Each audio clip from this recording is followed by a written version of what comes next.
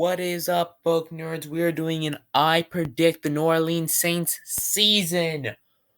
We got Dennis Allen's Saints going for an interesting ride.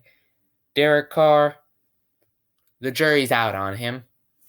Let's see how this all pans out. Let's hit it.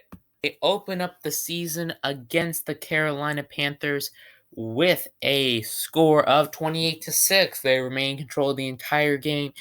The Panthers, they're able to score a touchdown, but they missed the extra point. This game doesn't really do much for the Panthers, but at least they scored a touchdown.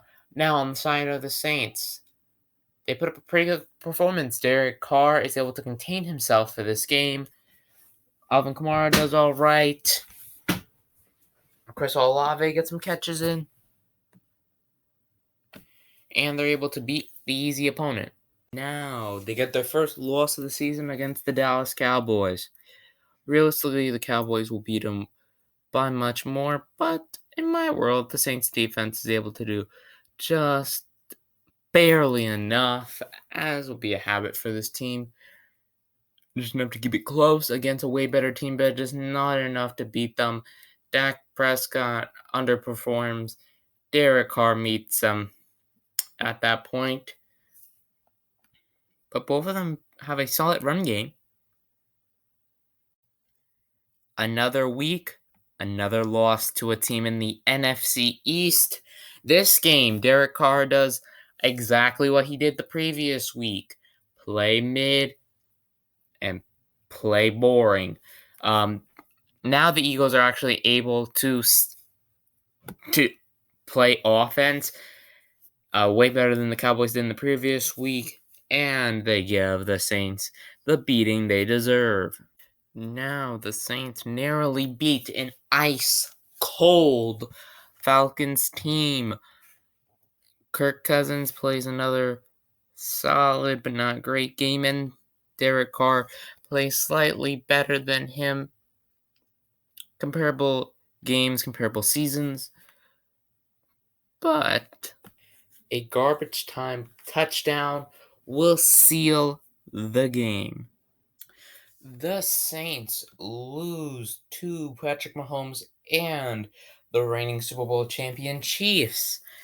They are able to keep it close in the first half, but lose track in the second half and just cannot recoup, causing a Chiefs victory. The Saints do just enough to beat the Bucs. Chris Olave has probably one of his best games of the entire season. Derek Carr just spoon feeds him the ball. Alvin Kamara gets a few touches in. And it's probably one of the best coached games. And they will narrowly beat Baker Mayfield. Here we have Sean Payton's revenge game against the New Orleans Saints. But Sean Payton is not successful in his revenge.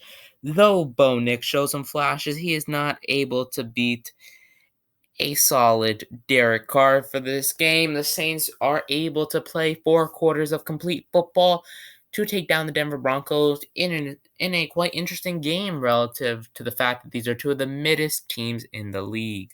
And here we have the Saints' loss to the Los Angeles Chargers. The Saints are able to put up a solid performance. They're not able to quite play 4 quarters of football, but they do all right for themselves, but they're not able to beat the Chargers with an all right run game and Justin Herbert balling out. Ladd McConkey shows to be a solid number 1 option, and Quentin Johnston is not a bum. And Derek Carr just is not able to go head-to-head against Justin Herbert's arm. In the Saints' second showdown against the Panthers, they performed slightly worse.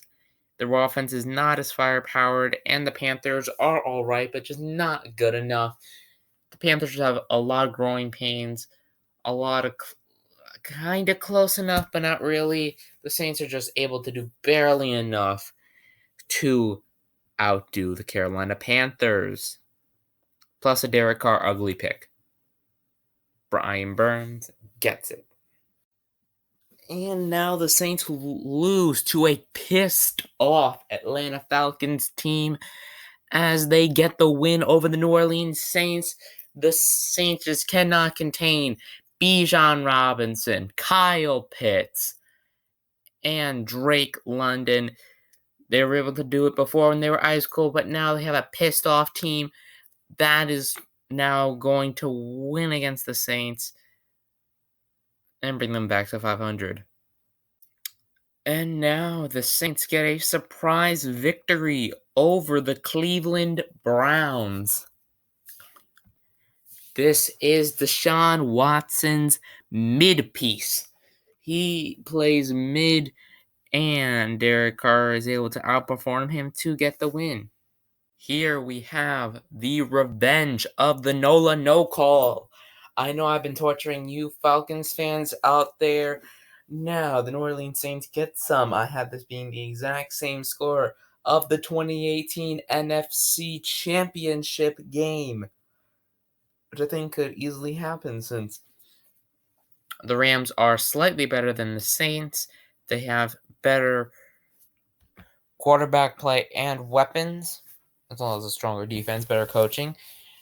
But the Saints play a lot of close enough football. They do just enough to keep it close, but not enough to win.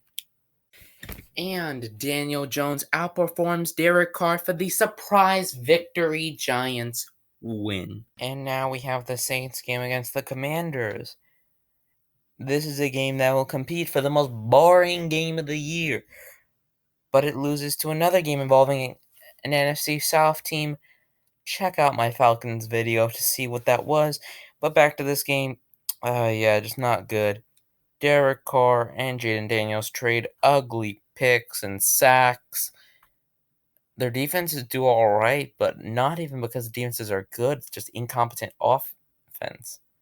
Neither of their coaches really convinced me of anything. Neither Dan Quinn nor Dennis Allen.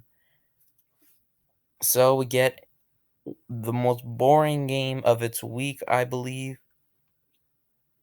And now the Saints lose to the Packers.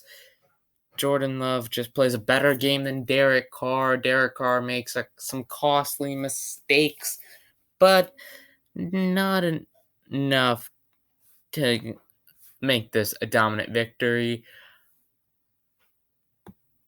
But the Saints lose to the Packers.